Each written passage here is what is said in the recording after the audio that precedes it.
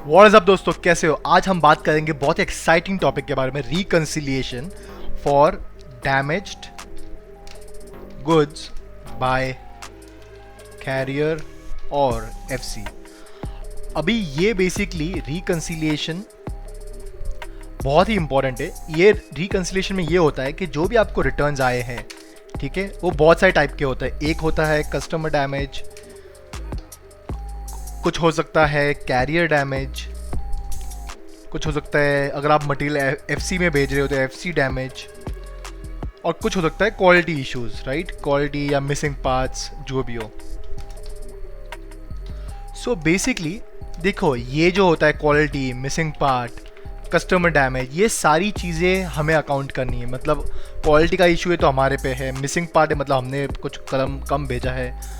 अगर customer damage है इसका मतलब कस्टमर ने खोला और उसने वापरा बराबर नहीं और उसने पैकिंग बराबर नहीं की, आपको भेज दिया। तो ये तीनों, ये सब चीज़ें हमारे अंडर आती है, तो हमें इसका कॉस्ट बेयर करना पड़ता है। बट अगर कोई कस्टमर रिटर्न कर रहा है क्योंकि वो कैरियर डैमेज है, इसका मतलब कोई आदमी प्रोडक्ट लेके जा रहा है और उसका कैरियर डैमेज है, इन द सेंस जैसे अगर आपने मटेरियल हैंड ओवर कर दिया इजी शिप वाले को और उसने मटेरियल ट्रांसपोर्ट में डैमेज कर दी, तो कस्टमर ने रिटर्न की। या तो अगर आपने माल भेज दिया या अमेजोन के गोडाउन में और उनके एफसी में बहुत सारे रोबोट्स होते हैं, अगर आपको पता नहीं होता है तो कोई रोबोट उसके सामान पर चल गया या तो वो डैमेज हो गया, तो ये सब चीज़ों में ये प्रोडक्ट्स को आप रीइंबर्स कर सकते हो। तो चलिए देखते हैं एग्जैक्टली करना कैसे। इसके लिए हमको 2 रिपोर्ट या 3 रिपोर्ट चाहिए होगी। एक रिपोर्ट चाहिए होगी, वो हमको चाहिए होगी FBA returns report, returns report, और एक चाहिए होगी हमें रीइंबर्समेंट की, ठीक है, रीइंबर्समेंट रिपोर्ट। सॉरी मेरी स्पेलिंग थोड़ी फास्ट टाइप करने में रॉन्ग हो सकती है, but any which ways let's get to the point, ठीक है। तो आपको जाना है अपने अमेजोन के पोर्टल पे, जाना है रिपोर्ट्स में, फुलफिलमेंट बाय अमेजोन में, और यहाँ पर कस्टमर कंसेशन के अंदर FBA कस्टमर रिटर्न्स। अगर आपका इजी शिप है तो आपको ये सब चीज़ें एप्लीकेबल नहीं होगी, क्योंकि ये सब रिटर्न्स आपको आते तो आपको खुद को ही मालूम होगा कि ये FC रिटर्न है कि क्या है। क्योंकि अगर कैरियर डैमेज है तो आप खुद ही क्लेम कर सकते हो, सेफ्टी क्लेम जो अमेज़ॉन देता है। अगर आप FBA हो तो आपको रिपोर्ट यहाँ से निकालनी है सारे रिटर्न्स की, ठीक है। तो आप यहाँ से सिलेक्ट कर लोगे। अगर अभी हम जून में है तो हम मई मंथ का करेंगे, तो 1 मई से आप डाल दोगे 31 मई तक। रिपोर्ट मैंने सारी इधर डाउनलोड कर ली है, ठीक है। ये पूरी रिटर्न्स की रिपोर्ट है, फाइन। अब हम करेंगे कैसे? अभी हम लोग को इसको कॉपी करना है, ठीक है, इंसर्ट करना है, पिवट टेबल में जाना है, ओके करना है, ठीक है। अब हम सिलेक्ट करेंगे ऑर्डर आईडी, सिलेक्ट करेंगे हम रीज़न नहीं, सॉरी। तो अब हम इसको क्या करेंगे, कॉपी कर चुके हैं, अब हम इसको फिल्टर करेंगे रीज़न के थ्रू, और इधर सिलेक्ट करेंगे डैमेज्ड बाय कैरियर।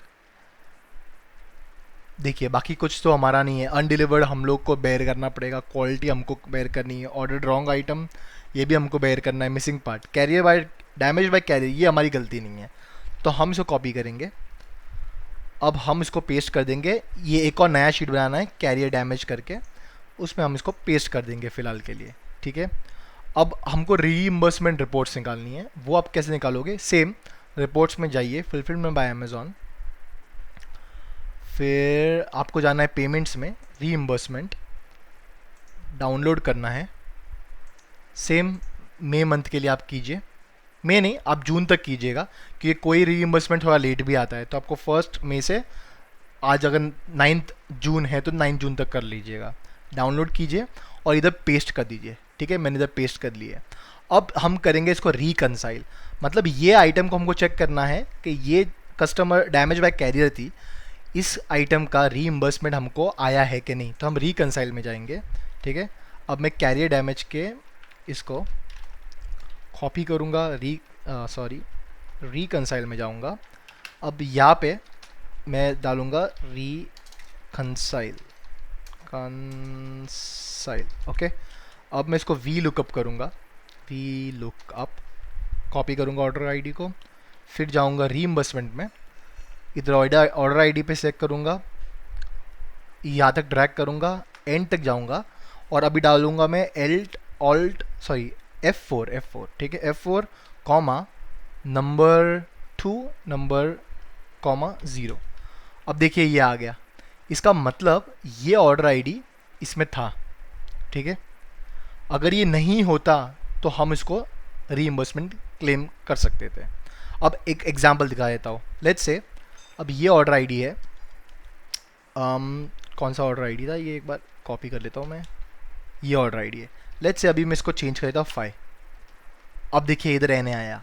जब आपको ये एन आता है, इसका मतलब ये प्रोडक्ट आपको कस्टमर रिटर्न हो चुका है, बट इसका आपको रीइंबर्समेंट नहीं आया, ठीक है। इसका रीइंबर्समेंट आपको नहीं आया क्योंकि आपको अमेज़ॉन ने पे ही नहीं किया। तो अगर ये आपको रीइंबर्समेंट, ये ऑर्डर आईडी का रीइंबर्समेंट नहीं दिख रहा है इधर, या तो इधर मैच नहीं हो रहा है, रिकनसाइल नहीं हो रहा है, तो आपको ये ऑर्डर आईडी का केस रेस करना है और उनको बोलना है कि ये order ID damaged bye FC था, पर मुझे नहीं आया है इसका रीइंबर्समेंट, प्लीज़ मुझे रीइंबर्स कीजिए।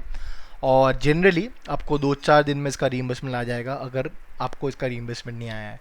सो दोस्तों यही था reconciliation of carrier damage by FC और बाय द ट्रांसपोर्टेशंस। तो ये आपको रेगुलरली एवरी मंथ करना चाहिए, on every 15th of the next month. Let's say अगर आज जून है, मैं 10th जून को कर रहा हूँ, तो मुझे फर्स्ट पूरी मई का मंथ का 10 जून को करना चाहिए। 10 जून को इसीलिए करना चाहिए क्योंकि कुछ रीइंबर्समेंट, लेट्स से अगर 30th मई को कोई मेरा ऑर्डर गया है तो 31st को ही मुझे रीइंबर्स नहीं होगा, वो 2-4-10 दिन लगाएगा ही।